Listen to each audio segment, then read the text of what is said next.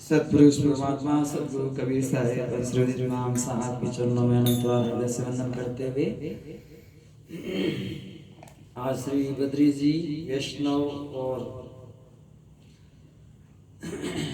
कमल जी वैष्णव, तो आप सभी ने अभी साहेब के बारे में सुना कि मिलो मेरे से। तो ये वचन धर्मदास साहेब के, और कहते हैं कि धर्मदास साहेब को सदगुरु की भक्ति से इतना प्रेम आया कि 56 करोड़ की माया सब सदगुरु के प्रचार में लुटा दी आज से 600 वर्ष पहले। तो कितना एक उनमें प्रेम आया, कितना उन्होंने गुरु की भक्ति में अपना तन मन से लगन लगाया। तो कहते हैं अंतर का प्रेम जिनका भी जागृत हो जाता है वो सब धर्मदास साहिब की तरह सच्चे गुरुमुख बन जाते हैं। तो भीतर का जो प्रेम है वह जागृत कब होता है? जब सतगुरु की बताई हुई साधना करते हैं तो भीतर का प्रेम जागृत होता है। परंतु हम लोगों को साधन करने का टाइम ही तो नहीं मिल रहा है, या मिलता है तो हम उनका सदुपयोग नहीं करते हैं। तो गुरु करना अच्छी बात है, परंतु गुरु के बताए हुए शब्द पर चलना, नाम पर चलना, वो और भी ऊंची बात है। जीवन में श्रवण करना, सत्संग करना, अच्छी कथा श्रवण करना वो अच्छी बात है, परंतु उसको जीवन में धारण करना, उसके ऊपर चलना, ये तो बहुत ही ऊंची बात है। क्योंकि श्रवण तो कर लिया, कई लोगों ने लबों पर भी नाम ले लिया पर हृदय पे नहीं गया, और कई लोगों ने गुरु धारण कर लिए परंतु उनको गुरु की महिमा का बोध नहीं हुआ, गुरु के महत्व का बोध नहीं हुआ। कि गुरु कोई शरीर नहीं होता है, गुरु शब्द होता है। शब्द निरंतर मनवा छे, मन को शब्द में लीन करना होता है। मलिन वासना त्यागी, जो अंदर में मलिन वासनाएं होती है उनका त्याग करना होता है, तो गुरु की पहचान होती है, शब्द की पहचान होती है। तो हमारे गुरुवाणी में, गुरु महिमा में आता है कि गुरु की शरणा लीजे भाई, जाते जीव नरक नहीं जाई। नरक से बचना है तो गुरु की शरण लेना, परंतु कौन बचेगा नरक से? गुरुमुख होया परम पद पावे, 84 में बवरी नहीं आवे। गुरुमुखी होना जरूरी होता है, मनमुखी नहीं, गुरुमुखी। जीव जब गुरुमुखी होता है तो उसको परम पद की पहचान होती है। जिनको सदगुरु मार्ग के गुरु मिले हैं, अमर लोक की भक्ति के गुरु मिले हैं, आत्मज्ञानी गुरु मिले हैं, तो उनको चाहिए कि वो गुरुमुख बने। गुरुमुख हो ये परम पद पावे। परम पद की प्राप्ति करना है, सत्स्वरूप को पहचानना है, जानना है, तो वो गुरुमुख बने। गुरुमुख हो या परम पद पावे, 84 में बौरी नहीं। नाम सने ना छोड़िए मारी, तन मन धन जड़। कवि साहब कहते हैं शरीर में सुख दुख, घर में ऊपर नीचे, ये तो होता आया होता रहता है। इससे हमें ऊपर उठना है, इन बातों से हमें ऊपर उठना है, तेरा मेरा की बातों से ऊपर उठना है। जमीन जायदाद है, धन संपत्ति है, ये तो सबसे पहले गुरु की कृपा होगी तो नाम अंदर में जागृत होगा, तो धर्मराय का फैसला टूटेगा, और धर्मराय का फैसला लगा ही रहेगा। और गुरु मुख नहीं होंगे अपन तो इधर का रुपया पैसा धन संपत्ति जमीन जायदाद तो दूसरे भोगेंगे, और हमें तो काल जो है, जो हमने कर्म किया है वहां जन्म दे देगा। तो हम अगर कदाचित अपने पुत्रों के पास, अपनी बहुओं के पास, अपने घर में वापस भी आए ना, तो हमें यहाँ कोई पहचानेगा नहीं। इसलिए कहा कि धन का महत्व अपनी जगह है, व्यवहार में धन की आवश्यकता होती है, वो चीज ठीक है, पर जो परम आवश्यक है वो है सत्संग। शरीर को अच्छा रखो वो भी आवश्यक है, भोजन भी आवश्यक है, जल भी आवश्यक है, कपड़ा भी आवश्यक है, मकान भी आवश्यक है, धन यथायोग्य धन भी आवश्यक है, परंतु उससे भी ज्यादा जो आवश्यक है वो है हमारे जीवन में नाम। नाम ले तर जासी, और तर जासी पाछो नहीं आसी। बड़े बड़े राजा महाराजा थे, जब उनका शरीर छूटा तो उनके घर में हीरे लालों की बोरियां पड़ी थी, तो उनको सर्प बन के आना पड़ा,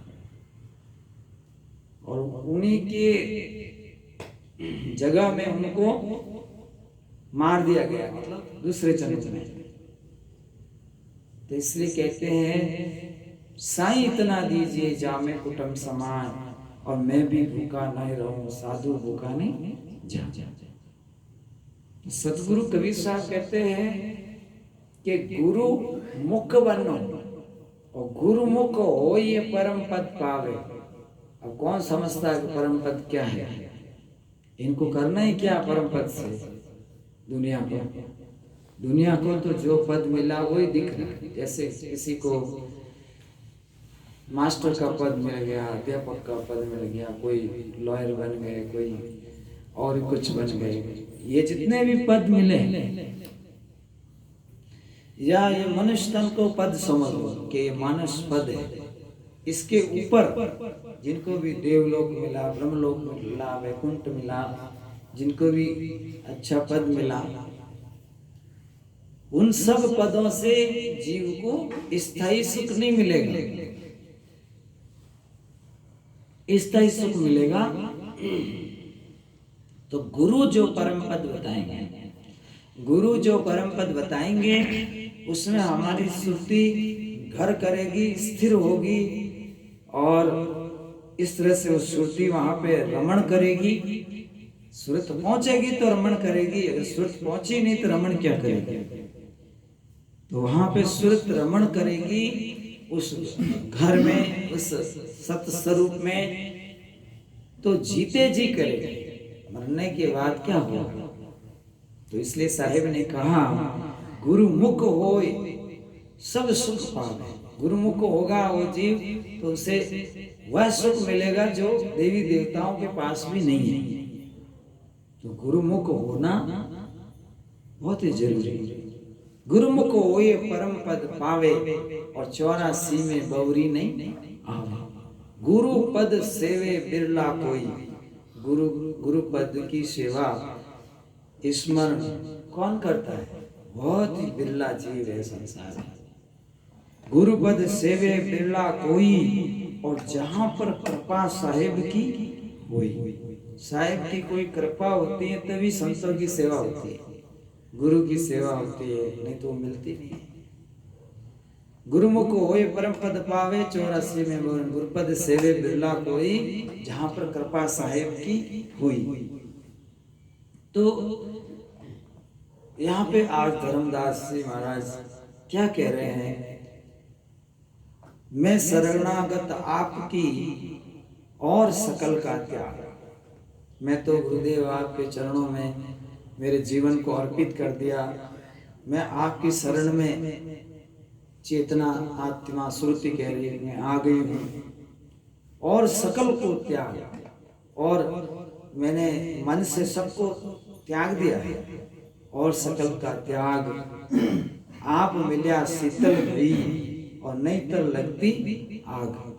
यानी आप जब से मिले हैं, आप मतलब सदगुरु कबीर साहब धर्मदास जी को मिले, तो आप मिल्या शीतल भई, नहीं तर लगती आग। आग किसकी लगती थी? काम, क्रोध, लोभ, अहंकार की, ईर्ष्या की, राग द्वेष की, लड़ाई झगड़ा। तो ये सब आग है, वो आग में मैं लग जाती है नहीं ऐसा परोपकारी दूजा जग के मान। जितने उपकारी आप हो सदगुरु, ऐसा दुनिया में मुझे कोई नहीं दिखता है नहीं ऐसा परोपकारी दूजा जग रे माय। पूरे जगत में मैंने देख लिया, जो मिले जो स्वार्थी। धर्मीदास जी क्या कहते हैं? जो मिले जो ही और स्वार्थ मांगे आए, और वो अपने स्वार्थ के कारण मुझसे प्रेम करते हैं। कोई जमीन मांग रहा है, कोई पैसा मांग रहा है, कोई पद मांग रहा है, कोई कुछ मांग रहा है। तो इस तरह से ऐसी चीज मांगते जो थोड़े दिनों से घट जाएगी, समाप्त हो जाएगी। कोई परमात्मा को तो मांग ही नहीं रहा है, कोई दर्शन तो मांग ही नहीं रहा है। तो कहते हैं जो मिले जो स्वार्थी वे स्वार्थ मांगे आए। अनंत बार आप प्रकट हुए। अब यहाँ धर्मीदास जी ने क्या कहा कि गुरुजी आप अनंत बार प्रकट हुए। गिनती नहीं लिखी कि इतनी बार प्रकट हुए। क्यों नहीं लिखी? क्योंकि सतगुरु की महिमा वचनों से हो नहीं सकती। वचन तो जहां पहुंचे नहीं गुरु सहन बने। सतगुरु की महिमा ही अनंत है, तो उनको कैसे शब्दों में करोगे? तो कबीर साहब इस संसार में कितनी बार आए, धर्मीदास जी ने उनको गिनती में नहीं माना। उन्होंने कहा अनंत बार प्रकट हुए। अर्थात सब जगत को जानना चाहिए कि 600 साल पहले काशी में कबीर साहब आए, उससे ज्यादा महत्व है कि कबीर साहब अनंत बार संसार में आए। ये समझना, कबीर साहब अनंत बार संसार में आए और गुरुओं के आदि सतगुरु हैं कबीर साहब। धर्मदास साहब कहते हैं कि अनंत बार आप प्रकट भये और दुखी जीवों ने देख। जब जब जीव पृथ्वी पर दुखी हुए और वो उपकार किए, त्रायमाम किए, तब आप संसार में आए। अब तो दर्शन देवो दयालु और मारो रेख पे मेघ। अब तो आप मुझे दर्शन दो और रेख पर मेघ मारो। अर्थात जो कर्मों की रेखा है उसके लिए कहा जाता है कि जैसा कर्म करे वैसा होता है। पर आप तो सद्गुरु हो, मेरे कर्मों की रेख पर मेघ मार दो, अर्थात मेरे कर्म सब नष्ट कर दो। मारो रेख पर मेघ, अर्जी धर्मी दास जी की, अरे सुन जो साहिब कबीर। अर्जी धर्मी दास जी की सुन जो साहिब कबीर, अरे सन्मुख हो के दर्शन देवो, जद भागे मारी पीड़। अर्थात मेरी पीड़ा तभी दूर होगी जब आप सन्मुख होकर के दर्शन देओगे।